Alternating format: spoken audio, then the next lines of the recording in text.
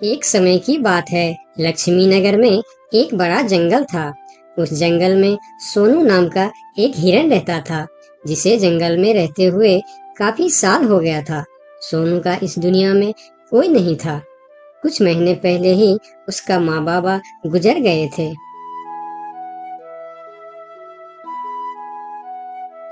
इसीलिए इस जंगल में रहते हुए उसे काफी अकेलापन महसूस होता था।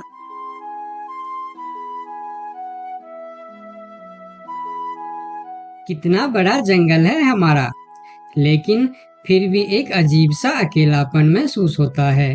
काश मेरा भी कोई दोस्त होता तो कितना अच्छा होता। तभी वहां से एक तेंदुआ और सियार गुजर रहे थे। सोनू को अकेला देखकर दोनों उसके पास आए और बोलता है, अकेले अकेले क्या कर रहे हो? हमसे दोस्ती कर लो, हम है ना तुम्हारे साथ रहने के लिए।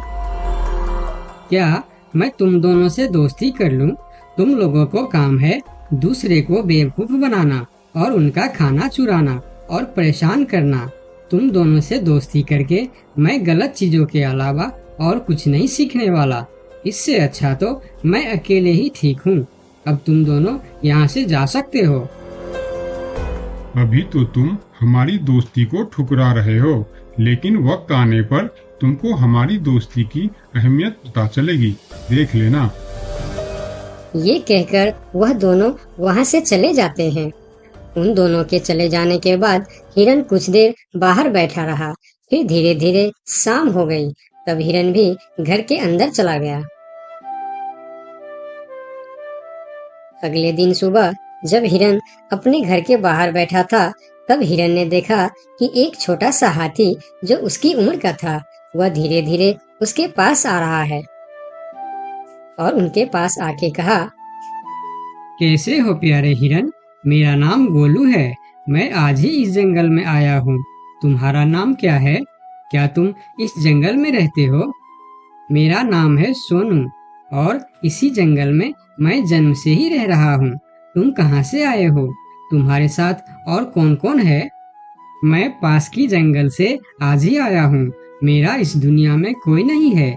क्या तुम यहाँ अकेले रहते हो? हाँ, मैं अकेला ही रहता हूँ। मेरा भी इस दुनिया में कोई नहीं है दोस्त। सोनू, क्या यहाँ कोई ऐसी जगह है जहाँ मैं अपना घर बनाकर रह सकूं? हाँ दोस्त, इस जंगल में ऐसे बहुत से जगह हैं जहाँ तुम घर बनाकर रह सकते हो। आओ मेरे साथ। फिर हिरन और हाथी जंगल के और भी अंदर चले गए, जहाँ हरियाली भी थी और जगह भी बहुत सुंदर थी। यहाँ तो मैं अपना पसंद का घर आराम से बना सकता हूँ। हाँ मेरे दोस्त, और इस काम में मैं तुम्हारी मदद करूँगा। नहीं प्यारे दोस्त, मैं अपना घर खुद बना लूँगा। मैं तुम्हारा फायदा नहीं उठाना चाहता। तुम मेरी बहुत मदद की है।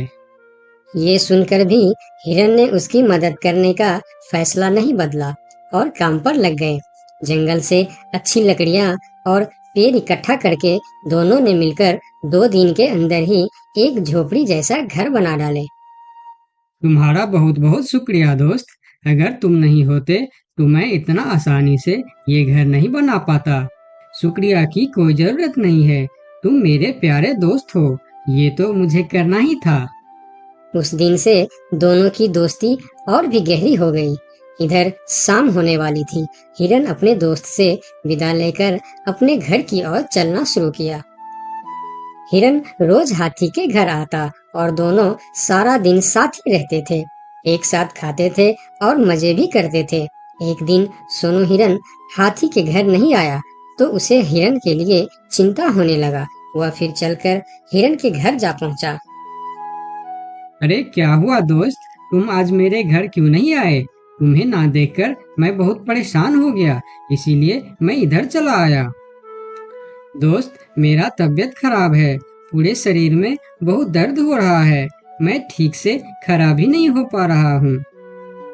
हाथी आगे आया और हिरन के शरीर को छू कर देखा कि हिरन को तो बहुत तेज बुखार चढ़ा है। दोस्त, तुम्हें तो बहुत तेज बुखार है, लेकिन ये सब अचानक कैसे हो गया? ये कहकर हाथी ने थोड़ा देर सोचा और बोला, मैं अभी आता हूँ।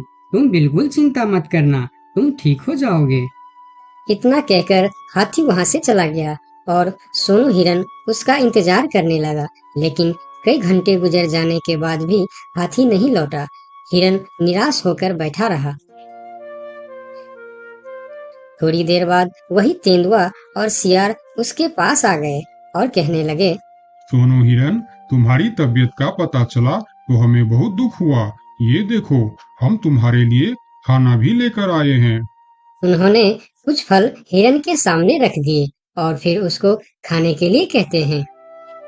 तुम लोगों का बहुत बहुत शुक्रिया, मुझे बहुत भूख लगी थी। अरे हिरन भाई, इस समय तुम्हारा तबीयत खराब है और वह तुम्हारा दोस्त कहाँ है जो हमेशा तुमसे चिपका रहता है? पता नहीं कहाँ गया है। सुबह एक बार आया था, उसके बाद अभी तक लौटा नहीं। हाँ, उसने सोचा होगा कि तुम्हारी बीमारी में सेवा करनी पड़ेगी, इससे अच्छा तो हम भाग ही जाते हैं, इसलिए वह गायब हो गया। अच्छा दोस्ती निभाया उसने। नहीं नहीं, ऐसा नहीं हो सकता, वह मेरा बहुत अच्छा दोस्त है। ऐसा ही हुआ है। हमने कहा था ना कि वक्त आने पर हमारी दोस्ती की अहमियत समझेगी। यही वह समय है। उनकी बात सुनकर सोनू हिरन को बहुत दुख हुआ। फिर वह वहां से चला गया। धीरे धीरे शाम हो गई, लेकिन हाथी का कोई अता पता नहीं था। हिरन के तबीयत में भी कोई सुधार नहीं हुआ। अगले सुबह फिर से वह दोनों हिरन के घर पर आए। आज भी दोनों ने हिरन के लिए कुछ फल लेकर आए थे।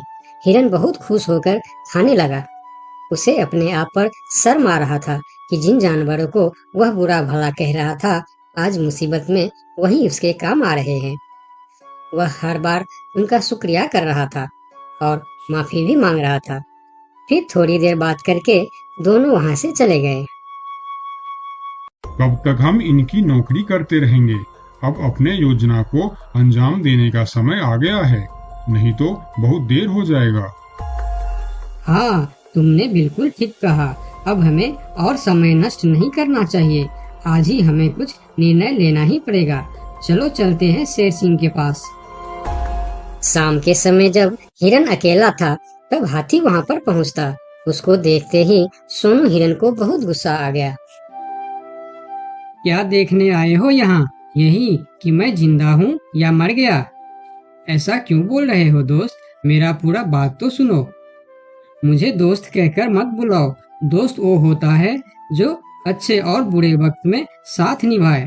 तुम तो मेरे तबीयत खराब होते ही मुझे छोड़कर भाग गए थे। मुझे खाना भी वह लोग लाकर दे रहे थे जिससे मैं बात तक करना पसंद नहीं करता था। तुम्हें अभी तक कुछ भी पता नहीं है, इसीलिए गुस्सा कर रहे हो। मैं तुम्हारे साथ छोड़कर नहीं भागा था। मुझे पता चल चुका था कि तुम्हें डेंगू बुखार हो गया है और तुम्हारे पास सिर्फ 3 दिन थे। मैंने घर में इसके दवाई रखे थे, लेकिन जब मैं घर पहुंचा तो वहाँ दवा न जाने कहाँ गायब हो गया। मेरे पास समय कम था। तुमको बताने वापस आता तो और देर हो जाती, इसीलिए मैं पुराने जंगल गया था। वहाँ से तुम्हारे लिए 2 दिन का सफर करके यह जड़ी बूटी लाया हूँ। इसे खा लो दोस्त, वरना सुबह तक तुम्हारा बुखार नहीं उतरा तो मैं मेरे सबसे अच्छा दोस्त खो दूंगा। ये सुनकर सोनू हिरन के आंखों में आंसू निकल आए। उसने तुरंत वह जड़ी बूटी खा ली।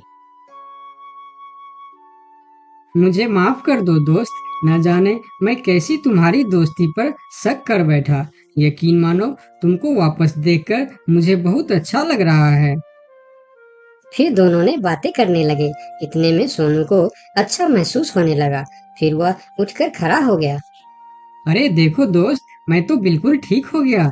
तुम्हारा बहुत बहुत धन्यवाद दोस्त।